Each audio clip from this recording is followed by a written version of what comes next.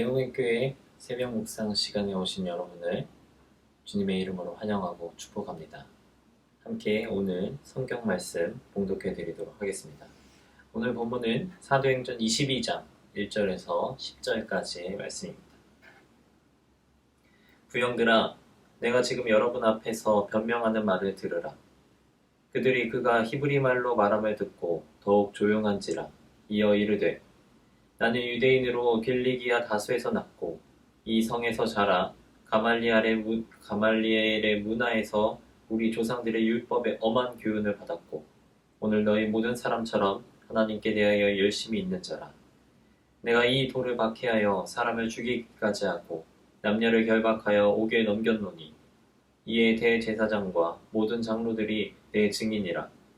또 내가 그들에게 다메섹 형제들에게 가는 공문을 받아 가지고 거기 있는 자들도 결박하여 예루살렘으로 끌어다가 형벌받게 하려고 가더니 가는 중 다메섹에 가까이 갔을 때에 오정쯤 되어 호련히 하늘로부터 큰 빛이 나를 둘러 비치매 내가 땅에 엎드러져 들으니 소리 있어 이르되, 사울아 사울아 내가 왜 나를 박해하느냐 하시거늘 내가 대답하되, 주님 누구시니까 하니 이르시되, 나는 네가 박해하는 나사렛 예수라 하시더라. 나와 함께 있는 사람들이 빛을 보면서도 나에게 말씀하시는 이의 소리는 듣지 못하더라. 내가 이르되, 주님 무엇을 하리이까? 주께서 이르시되, 일어나 다메섹으로 들어가라. 내가 해야 할 모든 것을 거기서 누가 이르리라 하시거늘. 아멘. 오늘 우리가 읽은 사도행전 22장은 사도행전의 마무리, 즉 바울의 이제 로마행을 시작하는 부분에 해당이 되겠습니다. 바울이 왜 로마로 가게 되었는지, 그 과정 중에 거듭된 고소와 변론이 나타나는 그러한 이야기의 초입에 해당되는 부분이다 라고 하는 것이죠. 특별히 오늘 우리가 함께 읽은 1절부터 10절까지의 말씀은 유대인들에게 변론할 때 자기 자신의 정체성의 변화에 대해서 바울이 소개하는 부분이다 라고 말할 수 있겠습니다.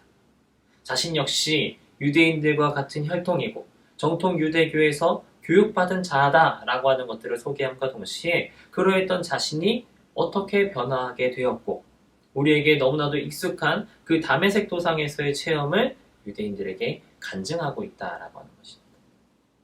이로써 바울은 이방인 선교에 대한 자신의 사명이 자기 자신이 원해서 하는 것이 아니라 하나님의 주권적인 섭리로 인해서 이루어졌던 것임을 역설하고 있다라고 하는 것이죠. 너무나도 유명한 바울의 다메섹 도상에서의 그 체험은 우리가 익히 너무나도 잘 알고 있기도 하지만 사도행전 내에서 3번이나 나타날 정도로 강조되고 있는 사건이기도 합니다. 바울 개인에게 굉장히 중요한 사건이지만 이 사도행전이라고 하는 성경 속에서 나타나고 있는 이 신학, 그 신학에 있어서도 굉장히 중요한 내용이다라고 하는 것이 이 3번이나 반복됨에 있어서 감지할 수 있는 부분이다라고 하는 것이죠. 이 내용이 전해주는 여러 가지 중요한 깨우침이 있겠지만 이 아침 우리는 그리스도인에게 열심보다 더 중요한 것이 무엇인지에 대해서 한번 알아보려고 합니다. 우리가 읽은 3절에서 4절 말씀을 보면 바울은 과거 자신이 유대교 내에서 얼마나 열정적이었는지를 스스로 고백하고 있습니다. 중요 혈통이 보장되었었던, 그리고 교육 역시도 특별하게 받았었던, 그러니까 유대인 누구라고 하더라도 바울을 인정할 수밖에 없는 그런 사람이었다라고 하는 것이죠. 거기다가 바울은 이러한 조건만 갖춰진 사람이 아니었습니다.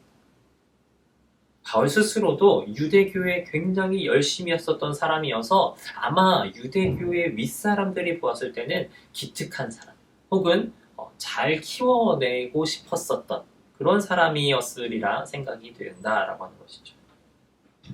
바울이 가지고 있었던 열심은 굉장히 강렬했습니다. 다들 아시다시피 그리스도교를 핍박하는 데 앞장섰던 사람이었고 심지어는 사람을 죽이기까지 하였다라고 하는 것이죠. 그러나 중요한 것은 그의 그러한 열심이 그에게 아무런 유익도 가져다 주지 않았다라고 하는 것입니다. 그가 자기가 믿고 있는 종교에 그리고 자신의 신념에 자기가 가지고 있는 신앙에 열심을 내었지만 열심을 내면 낼수록 그의 영혼은 오히려 황폐해져 갔고 다른 사람에게 해만 끼치게 되었다라고 하는 것이죠. 이것이 무엇을 알려주니까? 종교적 열심만으로는 구원에 이르지 못한다라고 하는 것들을 알려주고 있는 것입니다. 종교적 열심은 아무리 탁월해도 아무리 그 강도가 강하다 하여도 중요한 중심 그리고 그 방향성 그것이 잘못되었다라고 한다면 본인은 물론이요 다른 이에게까지도 유익하지 않다라고 하는 것입니다. 이것을 우리에게 적용한다면 그리스도인의 열심의 중심을 차지하는 것은 무엇이겠습니까? 바로 예수 그리스도입니다. 그러면 우리가 가지고 있는 열심의 방향성은 누가 정해주시는 것입니까? 그것도 역시 예수 그리스도입니다. 종교적 열심이 절대 우리가 바라고 있는 구원의 보증이 되지 못한다라고 하는 것입니다. 어쩌면 우리는 이미 알고 있습니다.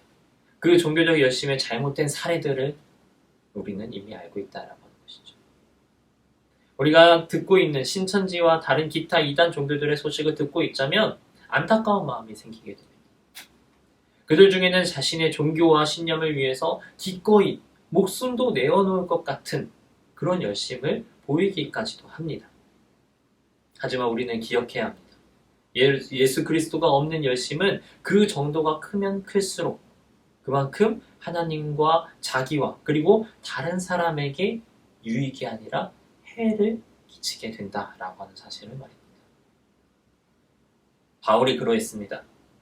예수 그리스도가 없던 바울은 하나님과 자기 자신과 다른 이들에게 너무나도 큰 해를 끼쳤습니다. 바울 자신을 가장 열성적이며 모범적인 종교인이라고 생각하였지만 예수가 없었기에 그가 가지고 있었던 열심은 가장 무익하고 또한 악한 것이 되었다라고 하는 것이죠. 이것이 과연 이단 종교에 속한 사람들에게만 해당되는 일일까요? 그것은 아니겠습니다.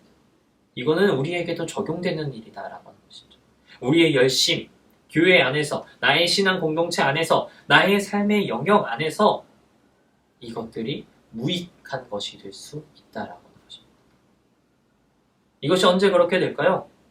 바로 자기 중심적으로 신앙생활을 할 때 그렇게 되겠습니다.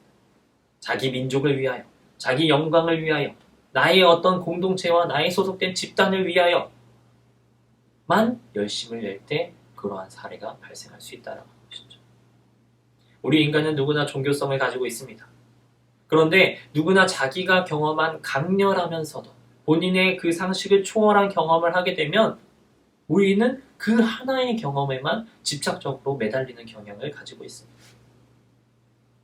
하나님은 그리고 기독교가 말하고 있는 진리는 그 순간적인 체험으로 모두 설명될 수 없는 것임에도 불구하고 하나의 초점에 우리가 집중하여서 오히려 다른 여러 가지의 진리의 내용들을 부정하는 모양새를 만들기도 한다는 것이죠. 사랑하는 성도 여러분, 우리는 끊임없이 하나님과 교제해야 하겠습니다. 그리고 기도해야 하고 예배해야 하겠습니다. 여러분에게 종교적 열심이 있으십니까? 이 시간 나의 열심을, 내가 가지고 있었던 그 열심의 실체를 돌아보기를 소망합니다. 나와 하나님과의 관계를 돌아보기를 소망합니다.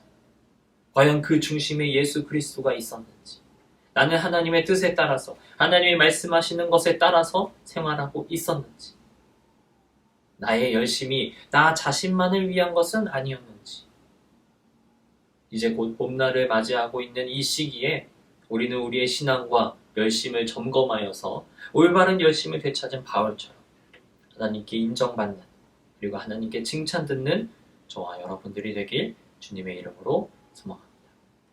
함께 기도하시겠습니다. 새로운 시작의 기운이 돋는 시간, 분위기에 휩쓸려 휘둘르는 우리의 열심이 스스로를 그리고 다른 사람들을 망치는 것이 되지 않기를 소망합니다. 주님, 우리와 늘 함께 하시고 음성을 들려주셔서 올바른 중심과 방향성이 선 저희가 되게 하여 주시고 바울과 같은 열심으로 모두가 어려워하고 있는 이 시기에 힘을 더하는 그리스도인들이 되게 하여 주시옵소서. 감사드리며 예수님의 이름으로 기도드립니다.